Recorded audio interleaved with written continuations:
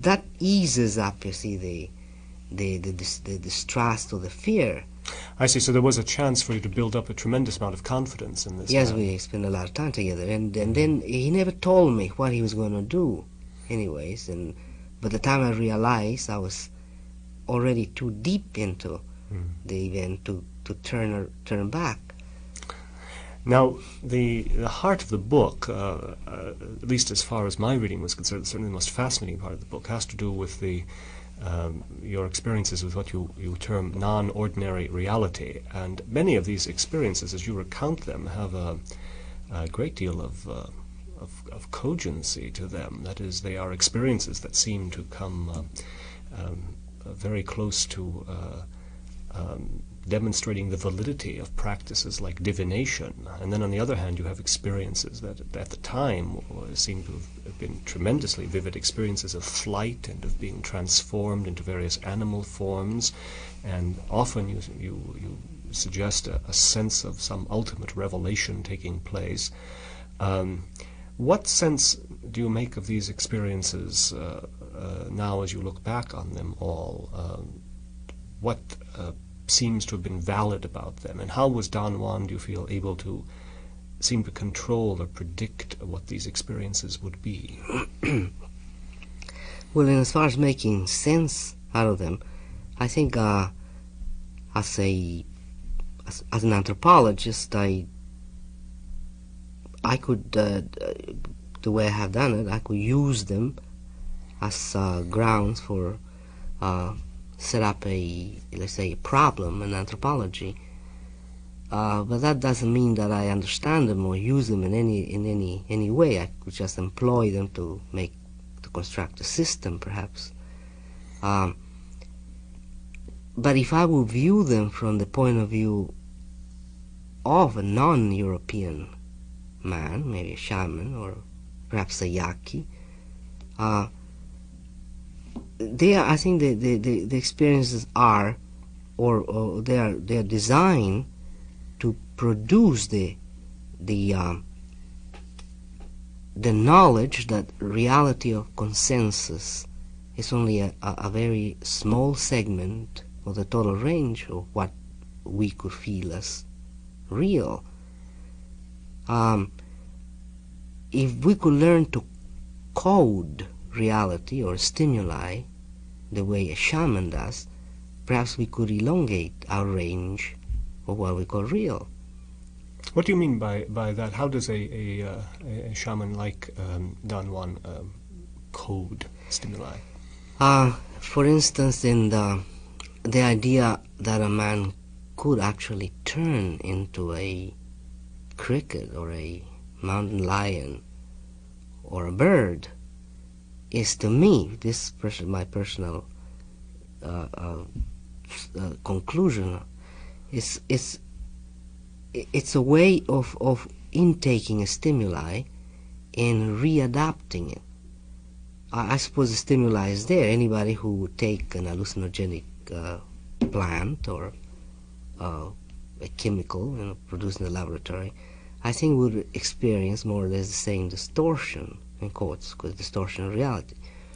But the shamans, I think, have learned through usage and in thousands of years, perhaps, of practice, they have learned to reclassify the stimuli and code it in a different way.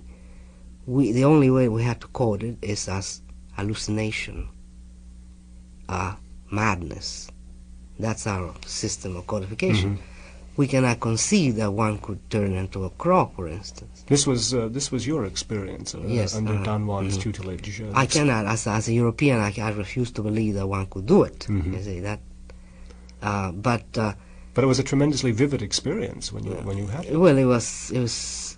I could say, it was real. Mm-hmm. That's my only way of describing it. But now to see that thing's over, if I will be allowed to analyze it, I think what he was trying to do was to teach me another way of coding reality, another way of putting it into a propitious frame that could again turn into a different interpretation.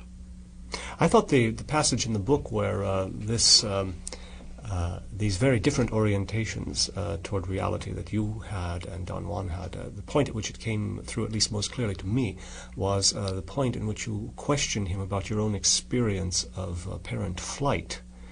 And you finally came around to asking if you had been chained to a rock, would you still... would Don Juan still feel that you had flown? And his answer was, in that case, you would have flown with the chain and the rock.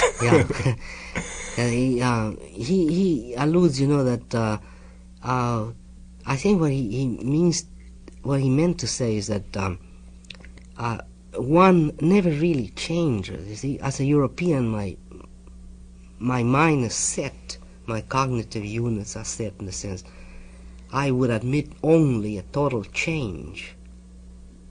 For me to change would mean that a person mutates totally into a bird, and that's the only way I could understand it. But I think what he means is something else, something much more sophisticated than that. My system is very rudimentary. I see. It's not. It lacks the sophistication that Don Juan has, but I cannot pinpoint actually what he means by things. What he means that one never changes really. There's something else, another processes taking place. It is difficult to focus on this. I think I remember Don Juan's line was, "You flew as a man flies," but he insisted that you flew. Yes. Yeah. There's another remarkable statement he makes, and it is.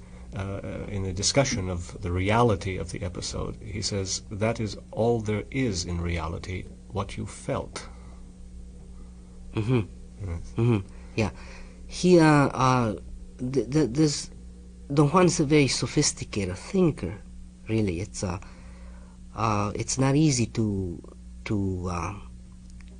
come to grips with him. You see, I had tried various times, to sort of wrestle with him intellectually, and he always comes the victor. He's very artful, and he posed once the idea to me that the whole of the totality of the universe it's just perception, and it's how we perceive things, and there are no facts, only interpretations, and those are nearly. I'm nearly quoting him, paraphrasing him as close as I can. And perhaps he's right in that sense, or not perhaps, I think he's right in that sense, is the facts are nothing else but interpretations that our brain makes of stimuli. So if that's such, whatever I felt was, of course, the important thing. Well, now one of the aspects of what we normally call reality that seems most important to us is that of coherence or consistency from experience to experience. And I was impressed by the fact that the experiences you had under peyote seem to have, in your recordings, a remarkable coherence from experience to experience. I'd like to question you about this. There is an image that appeared in the experiences, which you call mescalito, and it seems as if this image appears again and again with great consistency, that the general sense of the experience, the sound of it, the feel of it is very much the same from time to time. Am I accurate in saying? Yes, very, very much. Well, how do you make sense of that fact? Well, it's either that I had two interpretations. Mine would be that it's product of the indoctrination I went through, those long periods of discussions and where instruction was given. Well, now, did Don Juan ever tell you how mescalito was to look? No, not look. Once I constructed, I think, the composite in my mind, the idea that it was a homogeneous and totally a protector and a very sturdy deity may have helped me to maintain that mental composite, or perhaps the deity exists outside of ourselves, as he says, completely outside of me as a man, as a feeler, and all it does is manifest itself. Now, I thought your description of